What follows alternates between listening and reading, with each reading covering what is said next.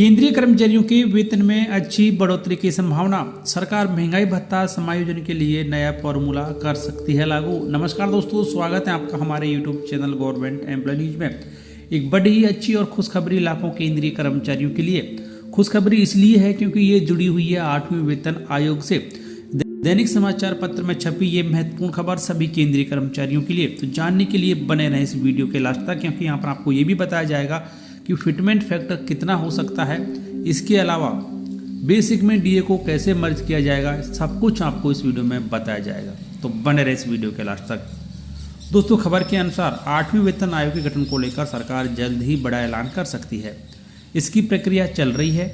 बताया जा रहा है कि इस बार महंगाई भत्ते को समायोजित करने के लिए नया फॉर्मूला लागू हो सकता है। साथ ही फिटमेंट फैक्टर में भी संशोधन किया जा सकता है। ऐसे में माना जा रहा है कि कर्मचारियों के वेतन में अच्छी बढ़ोतरी देखने को मिल सकती है।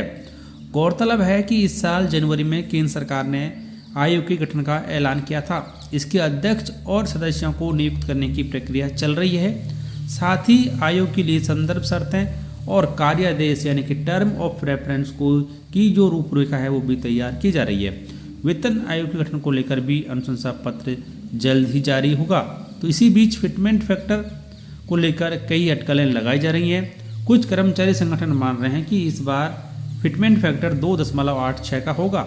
इसके पीछे तर्क दिया जा रहा है कि सरकार बढ़ती हुई महंगाई को ध्यान में रखकर फिटमेंट फैक्टर में भी संशोधन कर सकती है। लेकिन अनुमान यहाँ पर यह भी लगाया जा रहा है कि 8वें वेतन आयोग में फिटमेंट फैक्टर 1.90 से लेकर 1.95 के बीच हो सकता है। दोस्तों, आपके हिसाब से फिटमेंट फैक्टर कितना हो सकता है या फिर कितना होना चाहिए, कमेंट बॉक्स में जरूर लिखें। क्योंकि फिटमेंट फैक्टर इसलिए महत्वपूर्ण होता है, इसी के आधार पर कर्मचारियों की सैलरी और पेंशन फिक्स की जाती है। इसलिए सबको ये उम्मीद है कि फिटमेंट फैक्टर इस बार ज़्यादा होगा और कर्मचारियों की सैलरी और पेंशन में ज़्यादा बढ़ोतरी होगी। पिछले वेतन आयोग में भी कितनी बढ़ोतरी हुई थी वो भी यहाँ पर जानना जरूरी है। वर्ष 2006 में आए छठे वेतन आयोग में फिटमेंट फैक्टर 1.86 रखा गया था। वर्ष 2016 में आए 7वें वेतन आयोग में फिटमेंट फैक्टर 2.57 रखा गया था। लेकिन वेतनमान में वास्तविक बढ़ोतरी केवल 14.2% की हुई थी, क्योंकि 7वें वेतन आयोग के फिटमेंट फैक्टर का अधिकांश हिस्सा केवल महंगाई भत्ते को समायोजित करने में चला गया।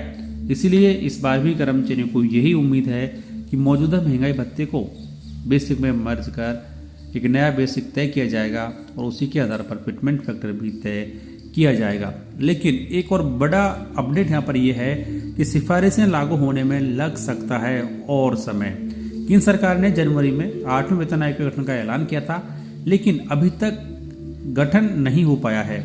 ऐसे में संभव है कि वर्ष 2027 तक जाकर 8वें वेतन आयोग की सिफारिशें कर्मचारियों के लिए लागू हों, क्योंकि पुराना रिकॉर्ड बताता है कि किसी भी वेतन आयोग का गठन होने के बाद अंतिम रिपोर्ट आने में 18 महीने से 26 महीने तक समय लग गया है।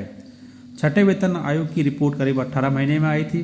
वहीं सरकार ने 7वें वेतन आयोग के गठन को 24 सितंबर 2013 को मंजूरी दी थी, जबकि रिपोर्ट करीब 2 साल के बाद 19 नवंबर 2015 को आई थी।